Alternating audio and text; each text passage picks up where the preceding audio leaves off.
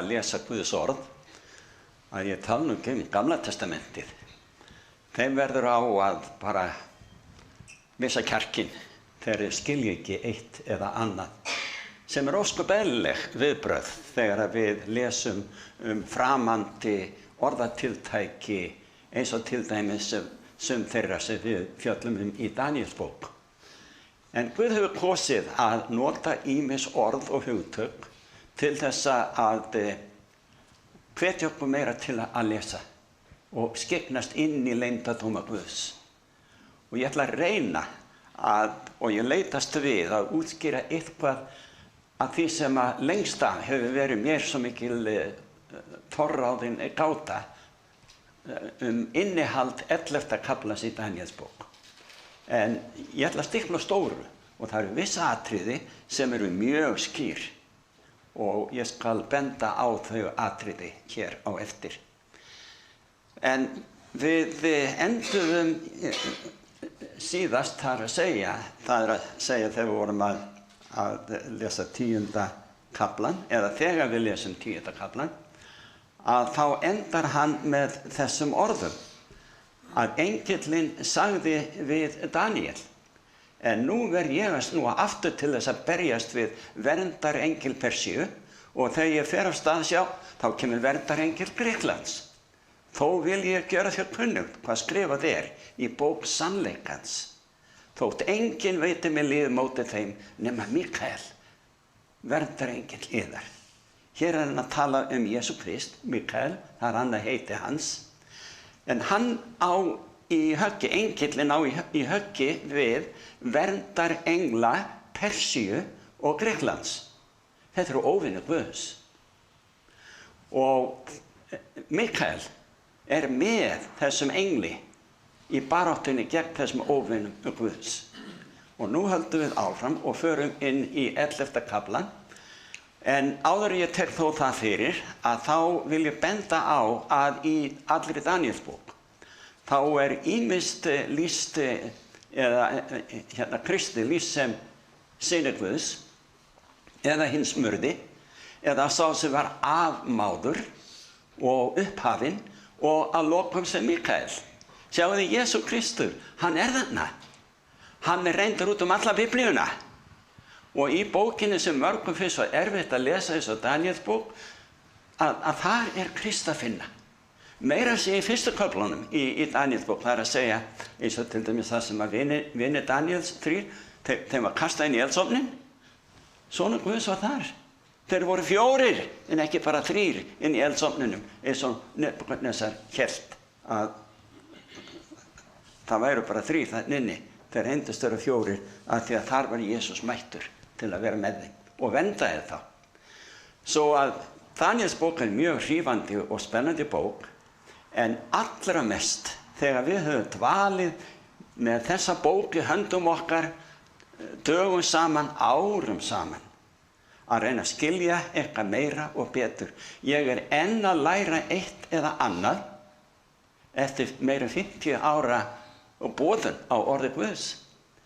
Og ég læt hrífast því að öll Biblían stórkostleg bók, en Daníelsbók eins og Åpenbarunarbókin og fjallar meðal annars átökin á síðustu dögum.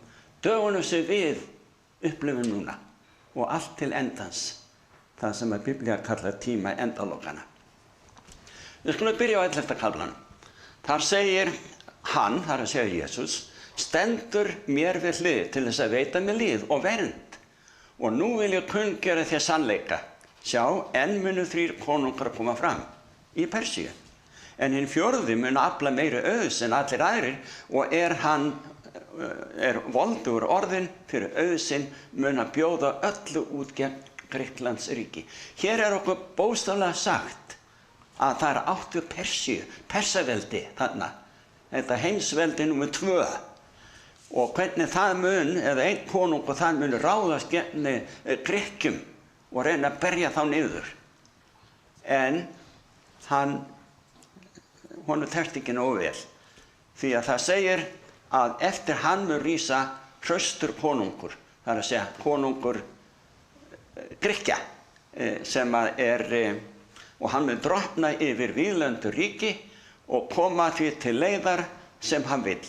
En þegar uppgangur hans sem mestur, þá mun sundrast ríki hans og skiptast eftir 4 áttum himinsins, en þó ekki til afkomenda hans. Og ekki með slíku veldi hann hafði, því að ríki hans mun eitt verða og fengið öðrum en þeim. Það ósköp auðvelt að skilja þetta, því þetta ríkis tók við af Persíu eða Persaveldi. Og það meira að segja tekið fram að ríki Alexanders mikla, þetta reyndist vera hann, þessi voldi konungur, það skiptist í 4 hluta og ekki til erfingjana eða ættingja hans, heldur til herforingjana. Og þetta mannkynnslegu staðurinn sem allir sögu eða sagnritara kannast við úr veraldasögunni, að gríska heimsveldi skiptist í 4 hluta áður að það leið undir lok. Og svo þarna, við höldum áfram, að og ég kem hérna með smá formóla, að 11. kafli Daníelsbókar segir frá miklum hernaðarátökum milli konungsins í norðri og konungsins í suðri. Og nú ég ekki að kynna fyrir ykkur eitthvað sem menn deilir mikið heldur bara dvel við það sem augljóst í þessum lýsingum 11. kapítulas, því að það hafa á sér stað endalausar vangaveltur á meðal biblíuskýrenda, hvar í flokki sem þeir eru, hvað 11. kaflinn að segja frá. Og ég ætla að reyna að sýna ykkur viss atriði sem eru örugg, sem get ekki þýtt annað en þetta eða þetta. Og við skoðum þetta nánar. En svo virðist sem konungurinn í norðri sýni meiri andlegan yfirgang. Þetta eitt öruggt atriði. Þessi konungur marg ítrekað sagði vera allt öðruvísi konungur en hinir konungarnir sem á undan voru. Og þetta konungur sem einkennist af andlegheitum, trúarbrögðum, sem hann þvingar aðra til að meðtaka. Sjáu þið? Nú þetta nálgast meira það sem 13. kaflinn í Opinberunarbókinni að boða, þegar öll jörðin verður að tilbiðja eins og þeim sagt, ellegar verður þeim refsað. Við höldum áfram. Ekki aðeins hann að herja á hina vitru eða vinna gegn þeim, hina vitru eru Guðs fólk, heldur einnig gegn hinum æðsta sem Guð og helgidómi hans og borginni helgu, við veitum hvað það er Jerúsalem, og að lokum seilist norður konungur til valda yfir öllum þjóðum heims. Það augljóst þegar þið lesið 11. kaflann. Allt þetta kemur heim og saman við þau trúarlegu heims yfirráð sem boðuð eru í 13. kafla Opinberunarbókarinnar. Daníel með öðrum orðum í sumum atriðum að kynna fyrir okkur atburði sem gerast á síðustu dögum eins og Opinberunarbókin gerir. Bara með öðrum orðum, öðrum táknum og svo framvegis. Gríska heimsveldið leið undir lok árið 168 fyrir Krist og síðan réði Rómaveldi í meira 500 ár. Það var 4. heimsveldið af þessu 4, það komi engin önnur í lýsingu Daníels, eða sem sagt konungur fyrst Nebúkadnesar og seinna Daníel dreymdi drauma varðandi þessi 4 heimsveldi. En svo virðist sem stór hluti 11. kafla Daníels fjalli átök milli Rómverja í norðri og annarra í suðri. Og löngu áður en Rómaveldi leið undir lok var farið að bera þar á allt öðruvísi konungi. Sjáðu orðalagið í 11. kaflan. Það myndi koma allt öðruvísi konungur. Ekki konungur sem fullt af herdeldum eða skriðdrekum. Þetta allt öðruvísi yfirvald sem nær yfirráðum í norðri með slægð sem kemur sem sagt út úr rómverska heimsveldinu. Löngu áður en Rómaveldi líður undir lok þetta andlega, trúarlega yfirvald farið að vinna á meðan margra þjóða. Og það nær yfirráðum í norðri tekur við af völd Rómaveldis með slægð og undirferli, allt í nafni trúar og andlegheitta. Þetta kemur skýrt fram í 11. kaflanum. Þess vegna dirfist ég að sýna fram á þessa hluti sem eru öryggir. Það eru önnur atriði sem ég kann ekki skýringu á. Ýmsir aðrir konunga nefndir, en þannig eru nokkrir sem eru öryggir. Við getum verið mjög sátt við það. Í 21. versi í 11. kafla segir: í hans stað mun koma fyrirlitlegur maður, þeir höfðu eigi ætla konungstignið, einhver sem var ekki konungur, og hann verður konungur. Og konungur í Biblíunni þýðir oft yfirvald, ekkert endilega maður sem bara viðurkenndi sig konungur landsins, getur alveg verið andlegur leiðtogi. Það segir hann mun koma að óvörum og ná undir sig ríkinu með fláttskap. Sjáu þið hve ítrekað talað undirferli og fláttskap, og kemur á óvörum. Og yfirvaðandi herflokkar munu skolast burt fyrir honum og eittir verða. Ég ekkert að reyna að spá í alla þessa hópa og minni konunga og herforingja og hvað eina sem eru þarna inn á milli að þvælast fyrir. En í 23. versi segir: og upp frá því menn, fyrirgefðu, ég hoppaði yfir 20. annað, að hann og yfirvaðandi herflokkar munu skolast burt fyrir honum og eittir verða. Svo og sáttmálshöfðinginn. Hver sáttmálshöfðinginn í Biblíunni? Það Jesús Kristur. Hann undirstaða sáttmálans. Það hann sem gerði sáttmála við menn, við syndara í Gamla testamentinu, ítrekað, og aftur í Nýja testamentinu, og stendur enn til boða. Hann höfðingi þessa heims, en ekki Satan. Kristus sagði þó, þegar gekk hér á jörðu, að höfðingjar þessa heims verður útkastað.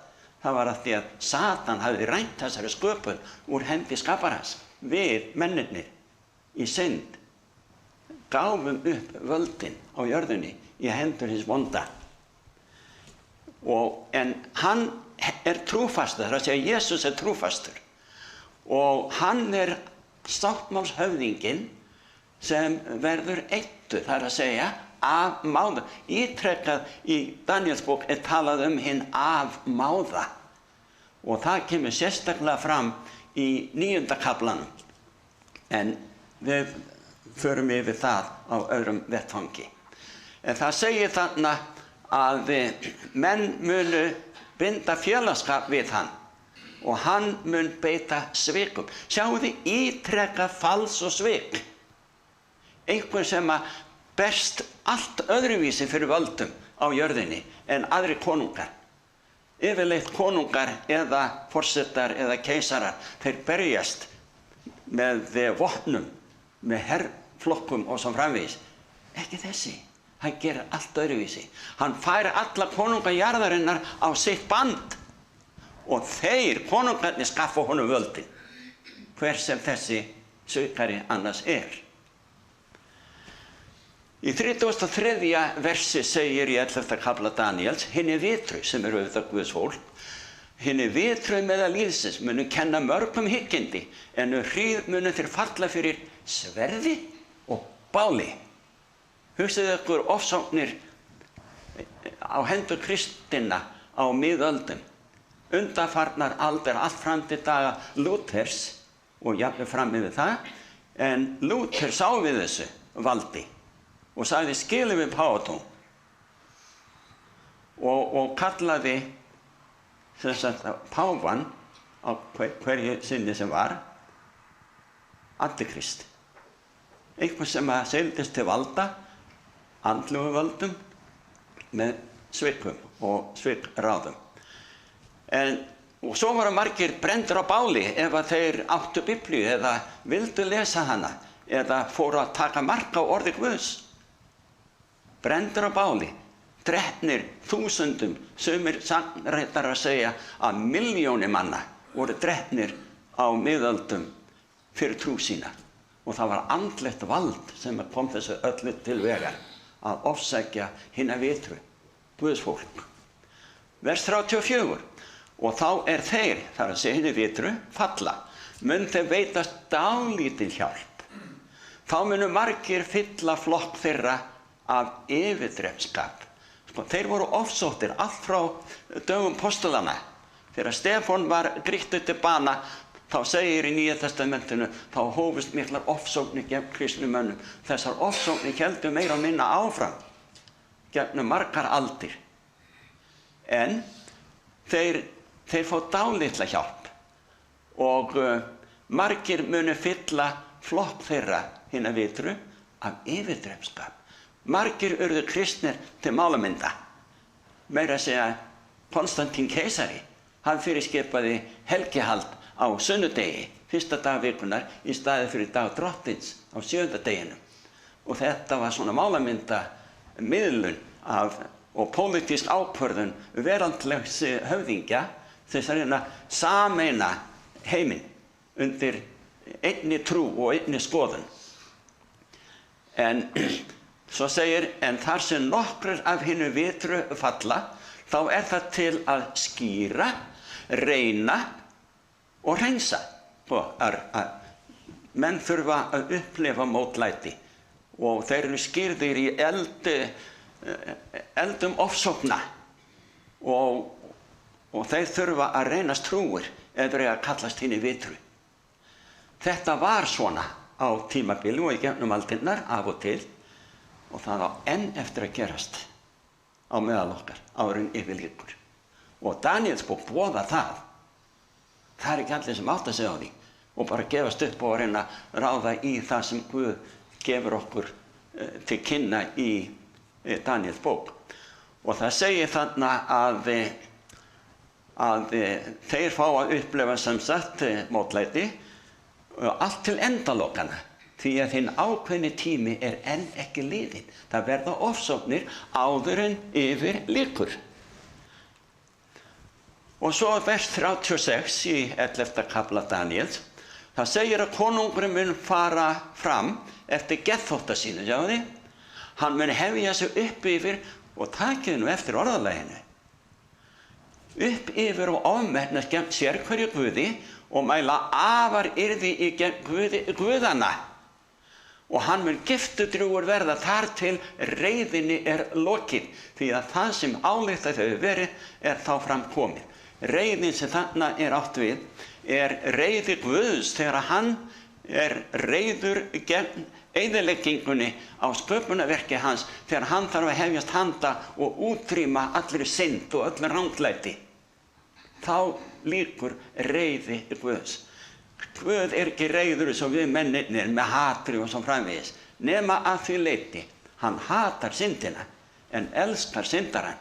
Og þess vegna hjálpræði boðað í allri Biblíunni að Guð fórnaði því besta í heiminum, í himninum, okkur til bjargar ef við bara viljum láta bjargast. En þegar að hann hefst handa og hreinsa jörðina af allri synd og endurskapan, þá linnir reiðinni. Það að segja reiði Guðs vegna tilkomi syndar. Svo höldum við áfram. Það segir í 11. kafla að konungurinn norður frá mun brjótast inn í það landi sem prýði landana. Hvað haldið að það sé? Ísrael. Og 10.000 munu að velli lagðar, en þessi munu bjarga sér undan hendi hans. Edomítar, Móabítar og kjarni Ammoníta. Hverjir eru þetta? Þetta eru Móabítrúamenn. Ekki allir, en á meðal þeirra að finna Móabítrúamenn sem eru auðkenndir í þessu spádómi sem Edomítar, Móabítar og jafnvel Ammonítar, nokkrir. Og hann, þessi konungur, mun rétta hönd sína út yfir löndin og Egyptaland mun ekki komast undan. Þetta var voldugt ríki í eina tíð, ekki einu sinni það að komast undan. Og hugsið ykkur að Guð á sig ýmsa á meðal þeirra sem ekki trúa eins og við í dag. Á meðal þeirra að finna marga sem munu meðtaka hjálpræðið á síðustu dögum þegar anda Guðs verður úthellt allan heiminn. Og þá það ekki bara fáeinar sálir eins og í boðunarkirkjunni sem að boða sannleikann eins og hann í orði Guðs, heldur allmargir aðrir út allan heim og ekki bara þeir sem hafa fram að þessu játa kristna trú. Af hverju Guð að taka þetta fram með Múhameðstrúarmenn þarna? Af því að hann elskar alla syndara, líka Múhameðs trúamenn og auðvitað marga og alla aðra.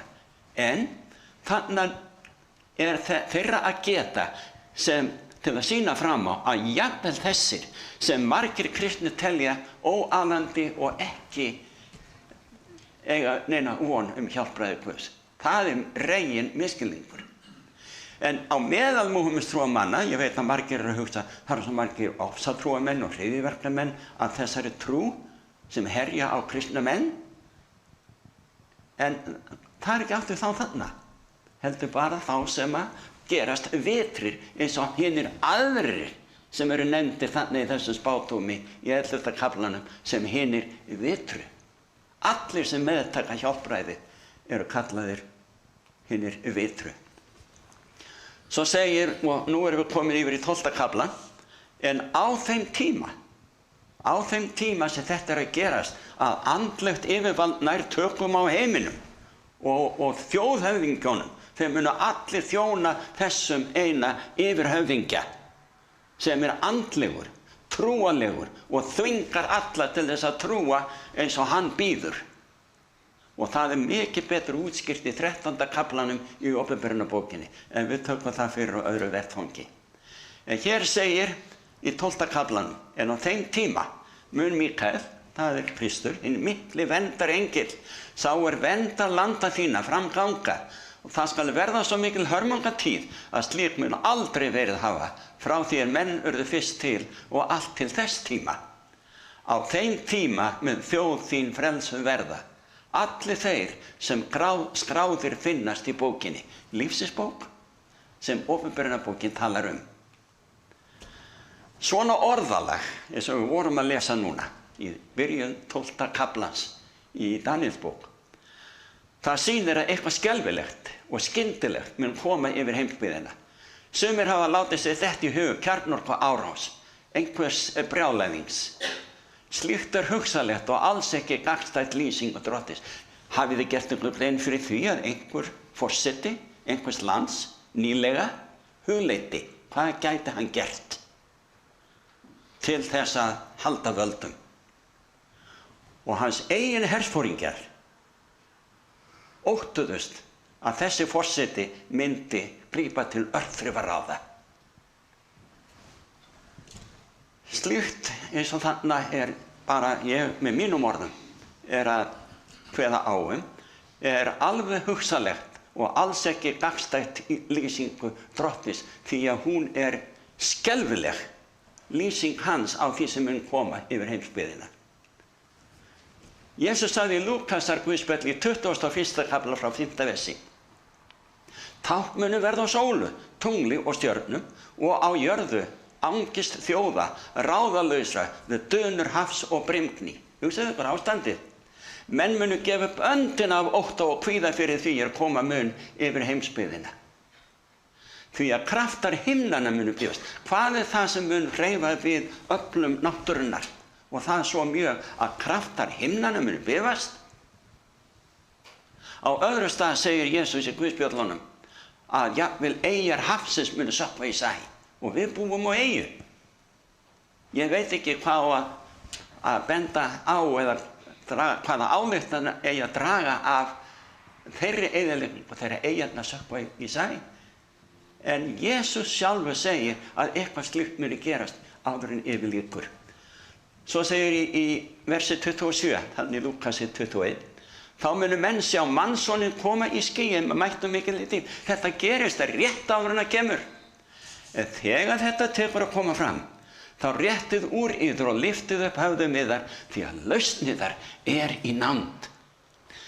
Við sem að líðum af sjúkdómum og alls kyns krampleika eða áhyggjum og vonleysi eða depurð, við getum leyft okkur að hefja höfuð okkar í trú og djörfung til Drottins vegna þess að hann hefur lofað að frelsa okkur. Þegar við göngumst á mála með honum og þorum gagnvart áliti manna að kannast við frelsarann okkar, þá mun hann kannast við okkur. Og svo segir í 12. kaflanum í öðru versi, þetta er Daníel, að margir þeirra sem sofa í dufti jarðarinnar munu upp að vakna, sumir til eilífs lífs, sumir til smánar, til eilífrar andstæðar, hugsaðu ykkur. Og hinni vitru, hérna kemur að aftur og aftur fyrir, hinni vitru munu skína eins og ljómi himinhvelfingarinnar og þeir sem leitt hafa marga til réttlætis eins og stjörnurnar aldur og ævi. Hérna sjáu þið hvernig Guð viðurkennir þá einstaklinga sem leitast við að leiða aðra til þekkingar og sannleikanum. Þeir eru kallaðir hinni vitru og þeir munu skína eins og stjörnur og himinhvelfingunni. Svo segir, en þú, Daniel, halt þú þessum orðum leyndum og innsigla bókina þar til að endalokum líður. Margir munu rannsaka hana og þekkingin munu vaksa. Hugsaðu ykkur, í gegnum aldir vissu menn ekkert hvað Daniel var að tala sérstaklega í seinni hluta Danielsbókar, síðustu köflunum. En þekkingin mun vaksa, hann nú sagt. Og þekkingin náttúrulega á öðrum sviðum eins og vísindum og ferðahraði okkar og lífsþægindi. Allt hefur þetta aukist stórkostlega á síðustu árum og áratugum. Það uppfylling á þessu spádómi Daniels. En það segir líka að orðin þín, Daniel, og bókin verða innsigluð. Og jafnvel Daniel skildi ekki allt sem honum var boðað. Við sjáum það þegar við lesum þetta. Og ég að reyna að leitast við að skilja þetta sjálfur. En ég get litið tilbaka því ég botnaði ekkert í þessu. En mér finnst ég skilja meira í dag. Og ég að deila með ykkur í dag nokkrum höfuðatriðum sem okkur virðist vera alveg öruggt að byggja á í skilningi okkar á 11. kaflanum. En það á meira eftir að koma í ljós og það mun koma áður en yfir lýkur. Svo segir í 7. versi þessa síðasta kafla, þá heyrði ég til mannsins í línklæðunum sem var uppi yfir fljótsvötnunum. Hann fórnaði hægri og vinstri hendi til himins og sór við þann sem lifir eilíflega og sagði eina tíð, tvær tíðir og hálfa tíð. Þannig eru 1260 árin sem ég myndist á fyrr í þessum erindaflokki. Ég ætla ekki að fara út í það nema þetta þýðir 1260 árin frá falli Rómaveldis til 1798 til 1844 þegar menn héldu að Kristur væri að koma. En þá var það sem að fór inn í hið allra helgasta í musturinu á himni. Við geymum það eða láta það líða hjá núna. Það segir, þegar vald hans sem eyðir hina helgu þjóð á enda, mun allt þetta koma fram. Ég heyrði þetta en skildi það ekki. Sjáum við Daniel meira að segja. Hann skildi ekki spádóminn sem engill var að opinbera fyrir honum. Og sagði því, Herra minn, hver mun endir á þessu verða? En hann sagði, far þú, Daniel, því orðunum leyndum haldið og þau innsiglu þar til endri kemur. Það síðasta í þessu öllu saman að skilja fáum við áður en yfir lýkur. Áður en Kristi kemur. Það segir þarna. Svo segir í 12. kaflanum í 10. versi, margir munu vera klárir, hreinir og skýrir, en hinnir ókvöðlegu munu breyta ókvöðlega og engir ókvöðlega munu skilja það, en hinnir vitru munu skilja það. Hugsaðu hvað alvarleika þessara orða. Það svo margir sem byrja að lesa Biblíuna að ég tala ekki spádómana og varpa þessu bara frá sér að segja, ég skil ekkert í þessu. Og svo fá þeir ekkert meira ljós.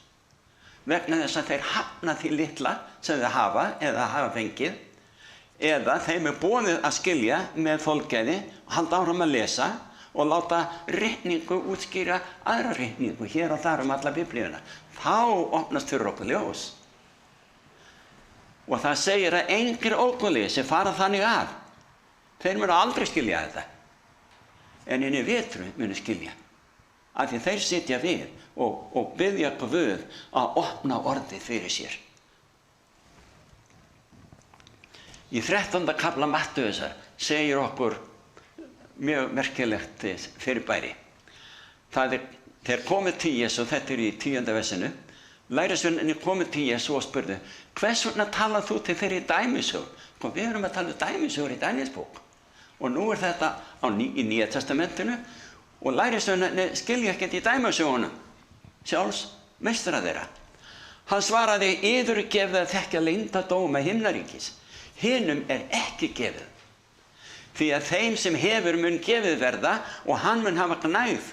En frá þeim sem eigi hefur mun tekið verða, jafnvel það sem hann hefur. Þess vegna tala ég til þeirra í dæmisögum. Að sjáandi sjá þeir ekki og heyrandi heyra þeir ekki til skilja. Þetta getum við skilið, eða ekki? Þetta hvatning til okkar. Við mögum til með að lesa og fræðast. Þó lítið sé í einu. Því að lokum munum við skilja þetta allt saman. Meira og betur en áður. Og það segir áfram þarna, á þeim ræti spádómur Jesaja. Jesús að tala við lærisveinana. Með eyrum munu þér heyra og alls ekki skilja og sjáandi munu þér horfa og ekkert sjá. Því að hjarta lífs þessa sljótt orðið.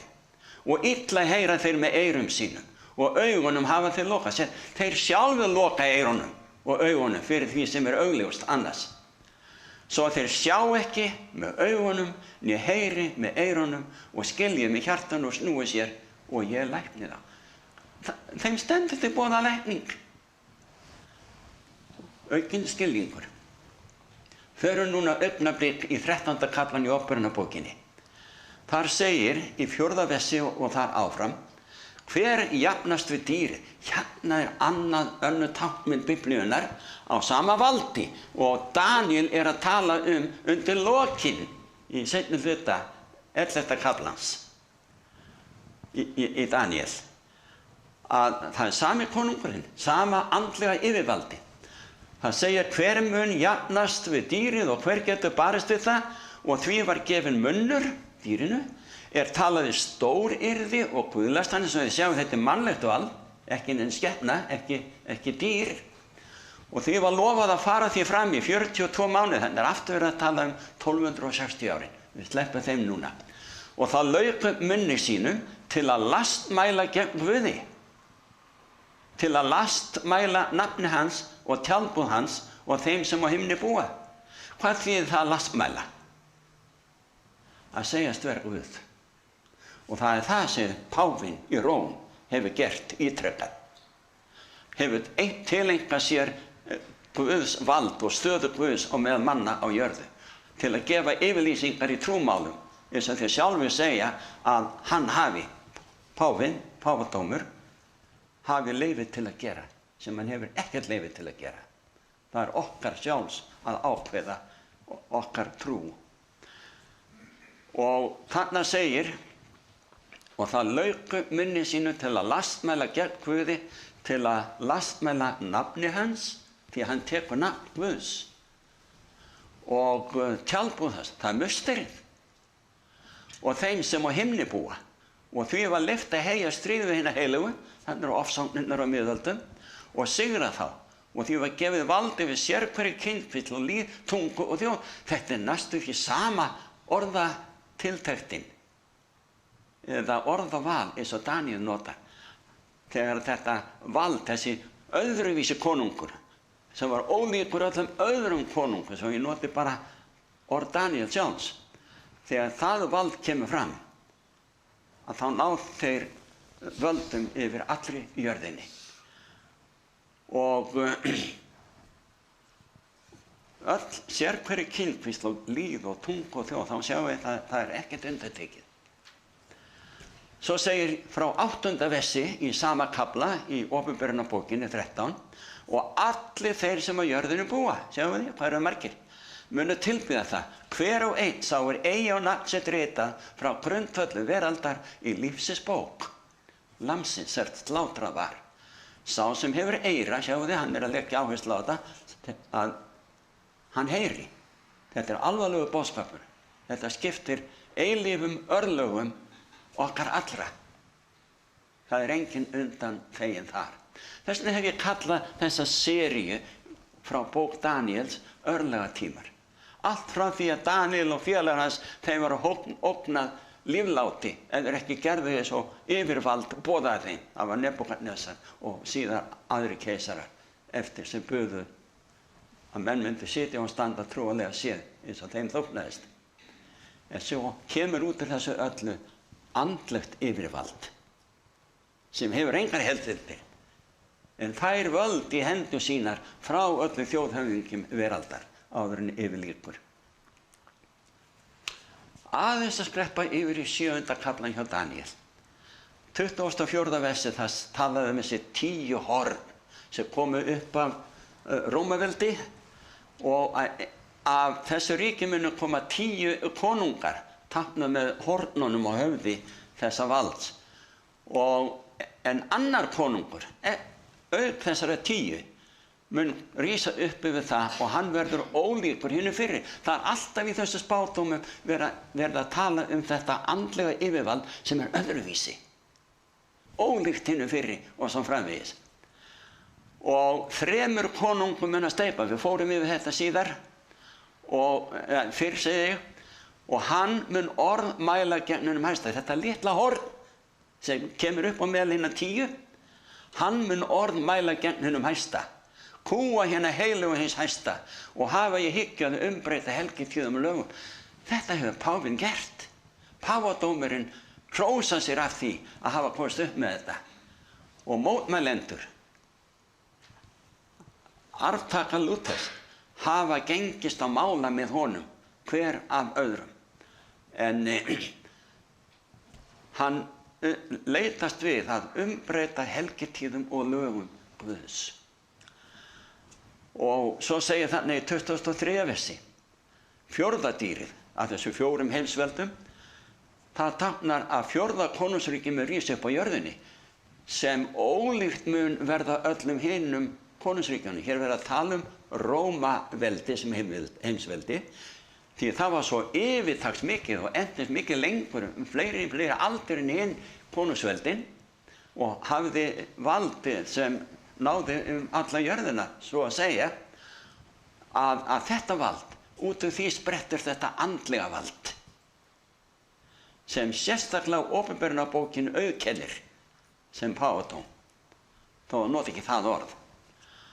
Og það mun ólíkt verða öllum hinnum konungsríkjunum og það mun uppsvelgja öll lönd, niður tróða þau og sundur merja. Ég set hérna upp nokkur orð, svona samantekt. Þið sem lærðuð í skóla krossferðirnar. Þær áttu sér stað frá því kringum 11. öld eða á 11., 12., 13. öld. Hvað eftir annað fóru ýmsir Evrópukonungar í herferðir eða sendu herforingja sinna með herdeldin gegn Jerúsalem til að frelsa hana frá múslimunum. Stundum tókst á og stundum ekki. Ég nefni þetta bara sem möguleika sem hægt að finna inn í 11. kaflanum. Konungurinn í norðri, það einhver sem vinnur gegn Guði og helgidómi Guðs. Það ítrekað tekið fram, bæði í 11. kafla Daníels og svo sérstaklega í opinberunarbókinni. Konungurinn í suðri sem Daníel talar sumir vilja meina þetta eru múslimaþjóðir. Gæti verið, ég veit það ekki og ekkert að halda því fram. Ég bara kynna fyrir ykkur skoðanir margra biblíu skýrenda sem geta ekki komið sér saman hvað þetta þýði.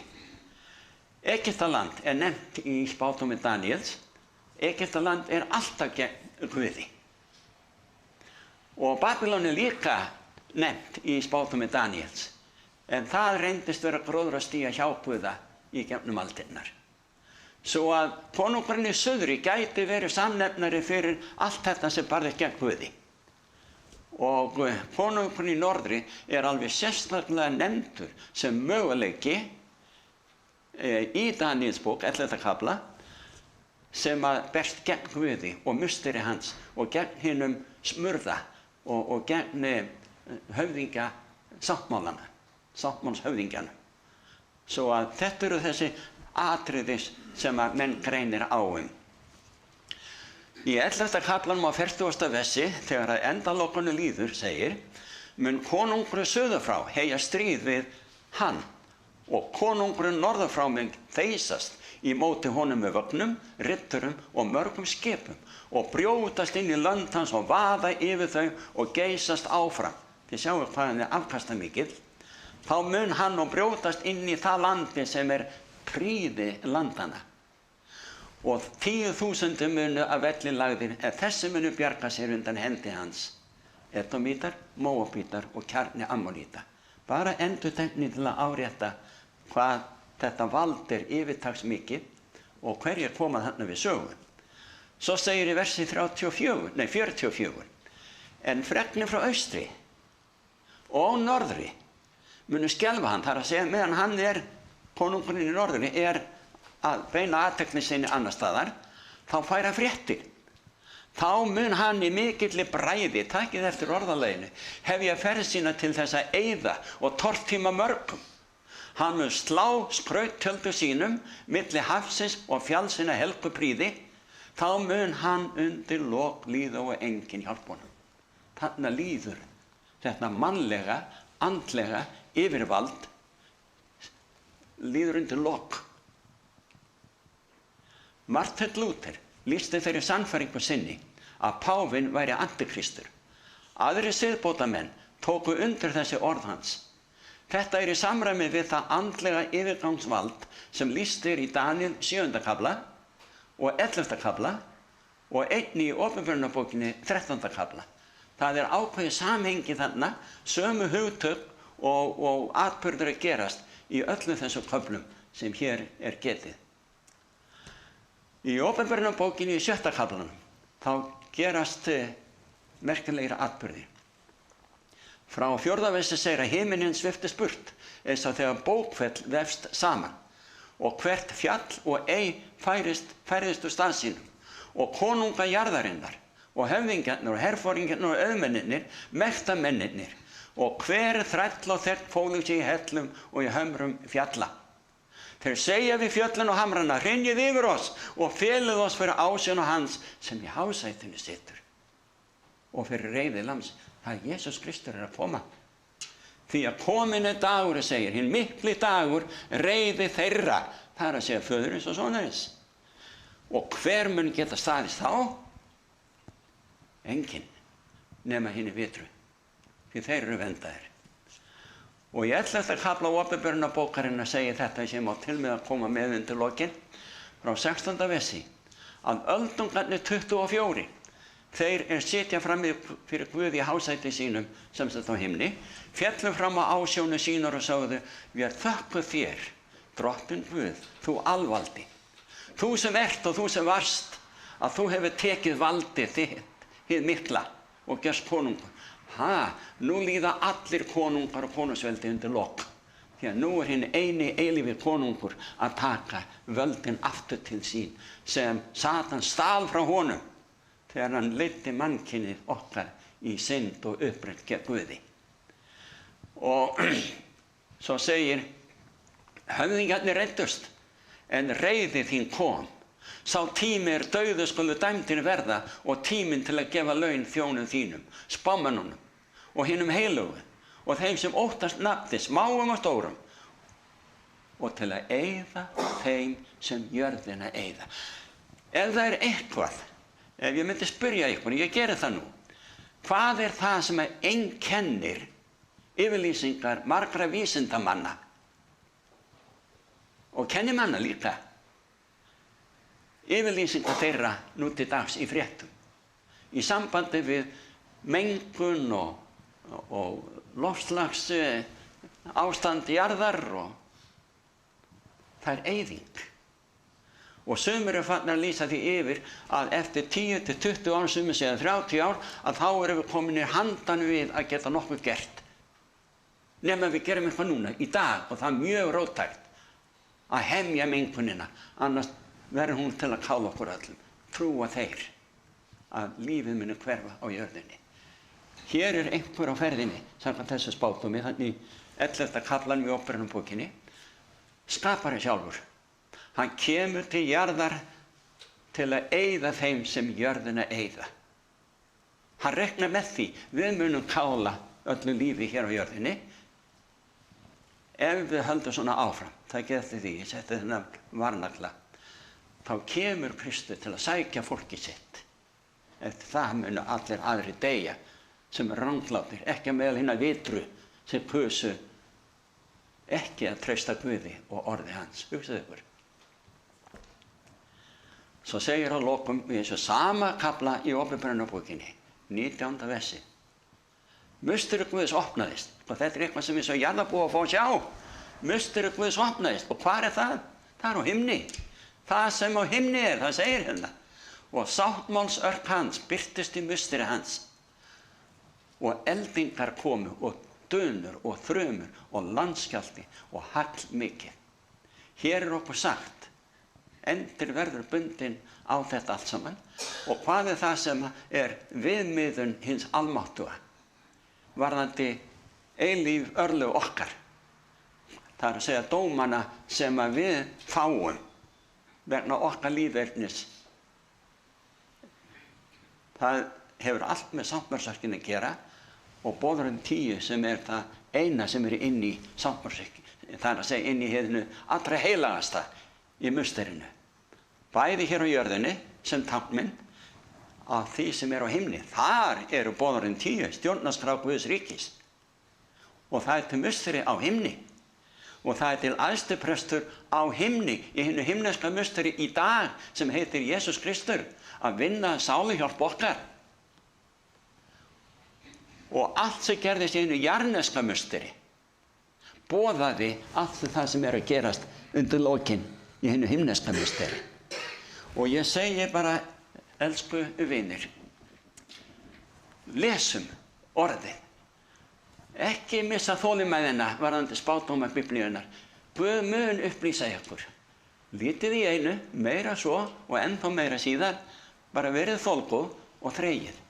Því að þarna eru leiðbeiningar sem skipta okkur öllu máli. Og þetta eru örlega tímar okkar sem við lifum á í dag. Hvert þitt val? Hvað munt þú gera? Hvert þín ákvörðun áður á Kristi kemur?